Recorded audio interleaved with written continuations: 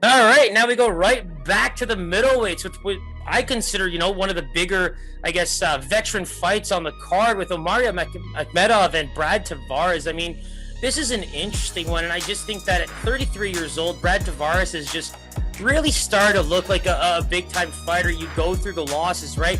Guys like Israel, guys like Whitaker, those are what build you up into becoming, a very real contender between the ages of 30 and 35 when those are the dudes you're fighting before your 30th birthday. So for me, I'm really interested to see what Brad Tavares does moving forward. You go into the Antonio Carlos Jr. fight.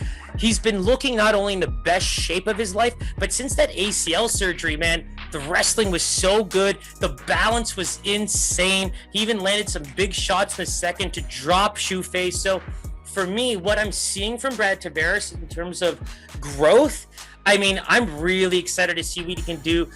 In my opinion, he's already, should be considered a main card fighter. I think he's that good. And in this fight against a very real veteran like Akhmedov, I mean, crazy UFC experience, right? It's going to be something that he can test a lot. We go into Akhmedov's last couple fights, right? The Chris Weidman loss, wrestling, right? Chris Weidman prided himself on that base, and that was a real problem for Akhmedov. I think that he wasn't able to secure those big takedowns and those submission opportunities that he's so used to, which pretty much lost him the fight. Big thing we always remember with Akhmedov is as the fight goes on and as he keeps trying for these takedowns and keeps trying for these takedowns, he gets stupid tired. And I mean, anyone would, right? And the big thing about it is you want to find a case study for success, go to the Tom Breese fight. In the Tom Breese fight, you can actually see that in the first round, not only does he find success with the takedowns, but almost instantly in that second was able to really finish it, with that submission. So for me, it's the tape is already out on Omari Akhmedov. I mean, if you're bringing good wrestling to the table and you're able to kind of outlast him for those first couple rounds while he keeps trying to take you down, I think this is a very tough fight for him because Brad Tavares not only has great cardio, he's a good wrestler. He looks like a rejuvenated fighter with Extreme Couture and Eric Nixick, especially after that ACL surgery. So when you're comparing the two fighters, especially because Antonio Carlos Jr. is such a big ground fighter with improving striking, you were able to see how good Brad Tavares really is. And that's what makes me a little bit concerned for Omar Akhmedov in this fight, because when you think about just the huge distance there, that's a big problem, right? I think that he's not going to be able to have a lot of success on the feet. The way Tavares throws his combos is something else you want to look out for. I mean, they come in heavy and the timing is there. The one factor that I want to point out is Carlos Jr. was only able to land one of 12 takedowns. And the only takedown that he landed was off of a looping shot where he was able to time it really well and get him to the ground. Those are the opportunities that Omar Akhmedov is going to be looking for.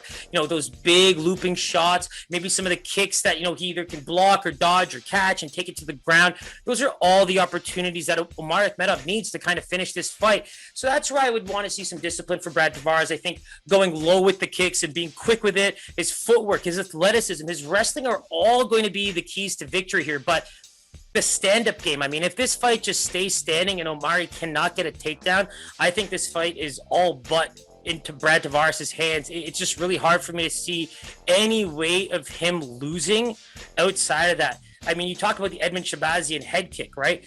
That was just one where he got caught with his hands down. The first one already rocked him, and you could tell the commentators, everyone, that he was just out on his feet. Hands were about here, and then boom, leg kick, completely out cold.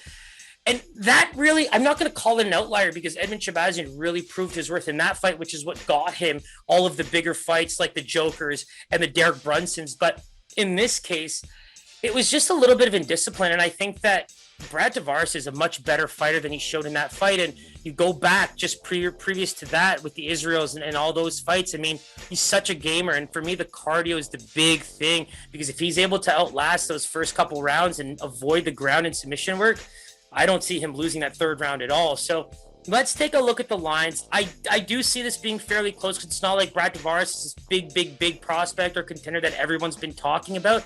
But I just think that he's got way too many tools in that toolbox to be able to deal with what we already know Omari can do. So let's take a look at the odds.